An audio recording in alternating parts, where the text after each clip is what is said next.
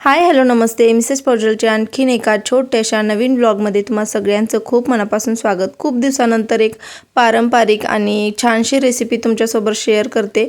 तर सगळ्यात आधी तुमची माफी मागते कारण ही रेसिपी मी पूर्ण स्टार्टिंगपासून शूट करू शकले नाही कारण आधी काही प्लॅनिंग नव्हतं आणि अचानक माझ्या लक्षात आलं की छोटीशी का होईना याची क्लिप किंवा हा जो व्हिडिओ आहे प्रोसेसिंग रेसिपीचा तो तुमच्यासोबत शेअर करावा। आणि जर तुम्हाला ही रेसिपी आवडली तर मग परत डिटेलमध्ये ह्या व्हिडिओ किंवा ही रेसिपी करेनच मी।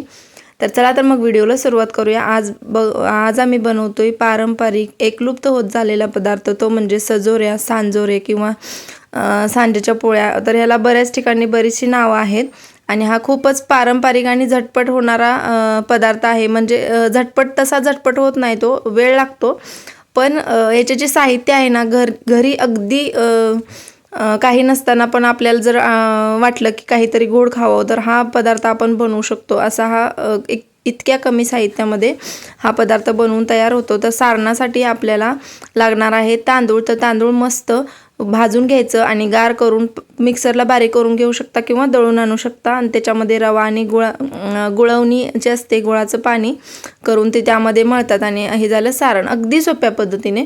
तर मी डिटेल रेसिपी परत करणारच आहे, पण ना मला वाटलं की हा छोटासा व्हिडिओ तुमच्यासोबत शेअर करावा म्हणून मी करते। आणि जे पारी असते त्यासाठी मैदा आणि थोडंसं मीठ घालून थोडासा रवा घालून तर ते घरी बोलल्यामुळं सवय लागली।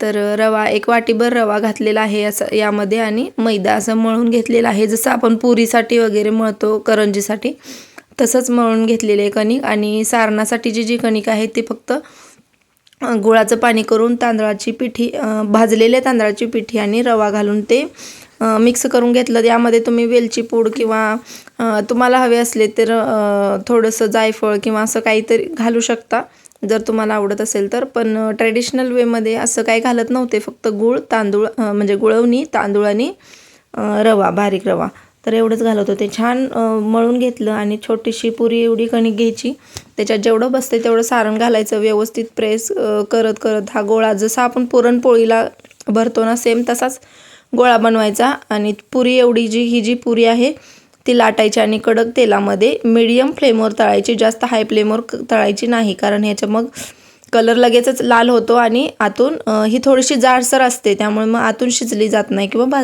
तळली जात नाही। त्यामुळे मग मीडियम फ्लेमवर छान तळून घ्यायची। बघू शकता एकदम टम्म अशी फुगते ही सांजोरी किंवा सजोरी, आमच्याकडे सजोरी म्हणतात। तर तुमच्या भागात या रेसिपीला काय म्हणतात ते देखील नक्की कमेंटमध्ये सांगा। आणि सजोऱ्या खूपच छान आणि खूपच टेस्टी झालेल्या। तर तुमच्याकडे रवा जर अवेलेबल नसेल तर नुसत्या तांदळाचं पण सारण केलं तरी चालेल आणि मैद्याच्या ऐवजी गव्हाच्या पिठाच्या पण सांजोऱ्या खूप छान। आणि अशाच पारंपरिक कोणत्या रेसिपीज तुम्हाला बघायला आवडतील ते देखील कमेंटमध्ये सांगा। चला तर आता पटापट मी सगळ्या सांजोऱ्या किंवा सजोऱ्या तळून घेते। छान अशा थोड्याशा गोल्डन रंग येईपर्यंत तळून घ्यायच्या, जास्त पण लाल करायचं नाही आणि जास्त पांढऱ्या पण काढायच्या नाहीत आधी सांगितल्याप्रमाणे। चला तर मग हा व्हिडिओ तुम्हाला कसा वाटला ते नक्की कमेंट करून सांगा। व्हिडिओ आवडला असेल प्लीज लाईक करा, शेअर करा, कमेंट करा आणि सबस्क्राईब करायला विसरू नका, जेणेकरून जे काही नवीन व्हिडिओज येतील त्याचं नोटिफिकेशन तुम्हाला मिळेल आणि ते व्हिडिओज पण तुम्ही बघू शकाल। Thanks for watching. व्हिडिओ शेवटपर्यंत बघितल्याबद्दल मनापासून आभार। पुन्हा भेटूया अशाच एका छानशा व्हिडिओमध्ये, तोपर्यंत सगळ्यांनी काळजी घ्या। बाय।